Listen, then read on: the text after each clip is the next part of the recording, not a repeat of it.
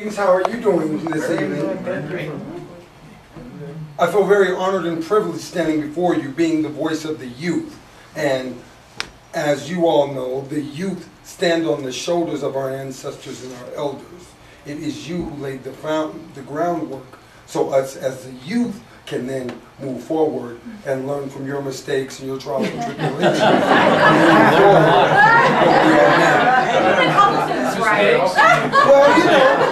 Well, you know. We hope.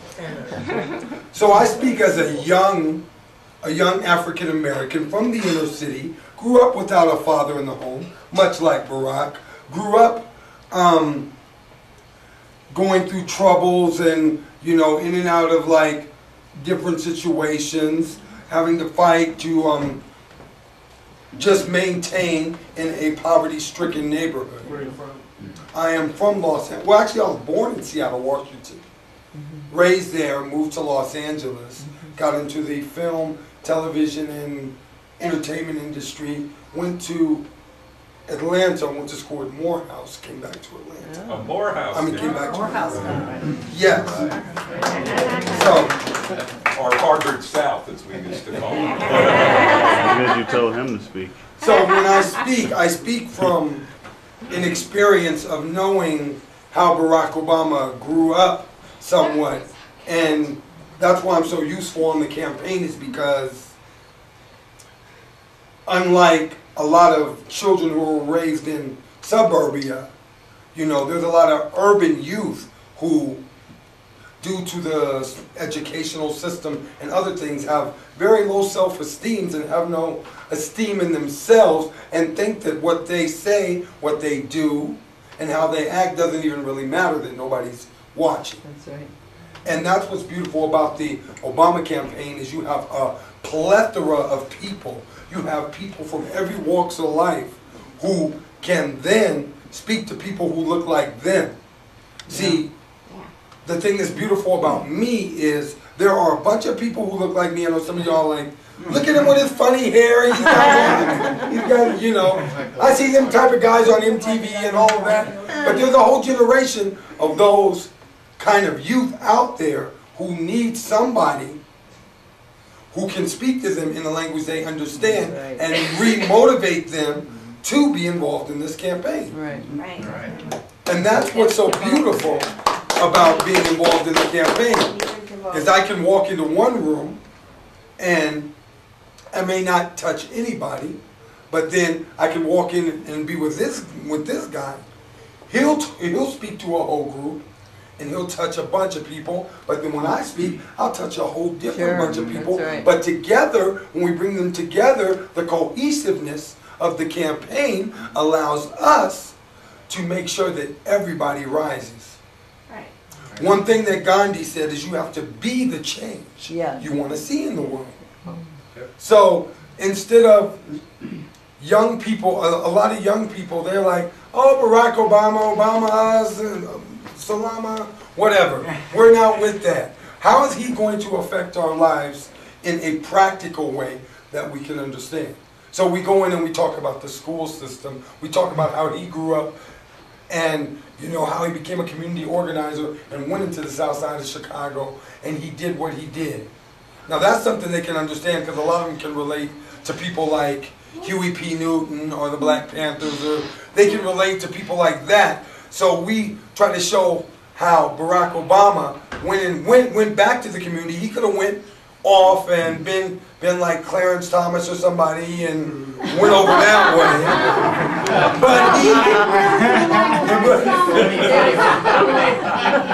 But he chose purposely to go back into these communities and work with young people and poor people and people who really needed him. So that's where I come in. I have a CD called Tony B. Conscious, the Obama Hip Hop Hype Man. Matter of fact, I met her in the airport. I was coming from here. I had just done some stuff with Rock the Vote. I do a lot of stuff with Rock the Vote, with MTV, VH1, and all of them. I was coming. Was I coming or was I going? Were you? We were going. Both of us. Okay, we were both going. I was going back to LA to go get my van, which we call the Obama Mobile, and drive it here. And I met her in the airport. And I gave her a button, and she was like, I'm having this house party, you gotta come. So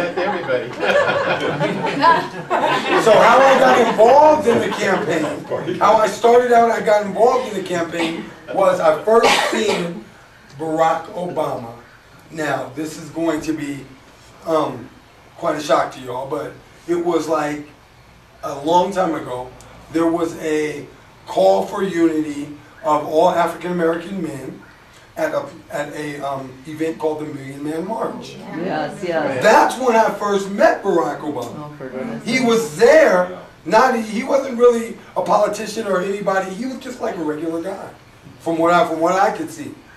He was just a regular guy, and he was just there, just observing, and it was just a beautiful event where, you know, all of us were taking responsibility of our communities and saying, look, we're coming together, we're going to sit down, we're going to find a common thing about each other, we're going to go back into our communities and we're going to change it.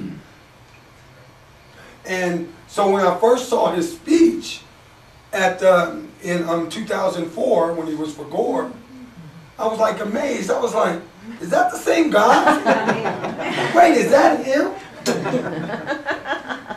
I couldn't believe it. So then, how did he strike you when you first met him? he struck me as somebody, well, one thing that I will say, just amongst us men.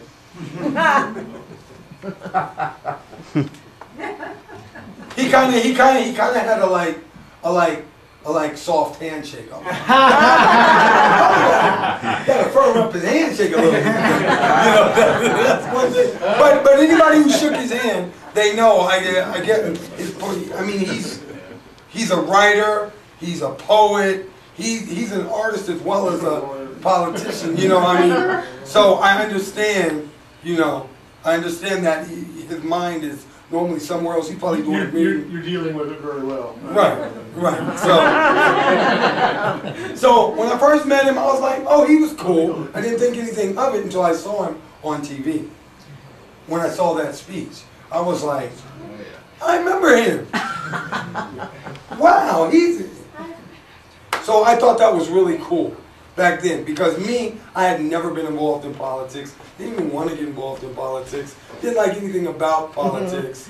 You know, so when he said, and the cynics, I was like, oh, he talking about me. He calling my brother out. Right here on TV.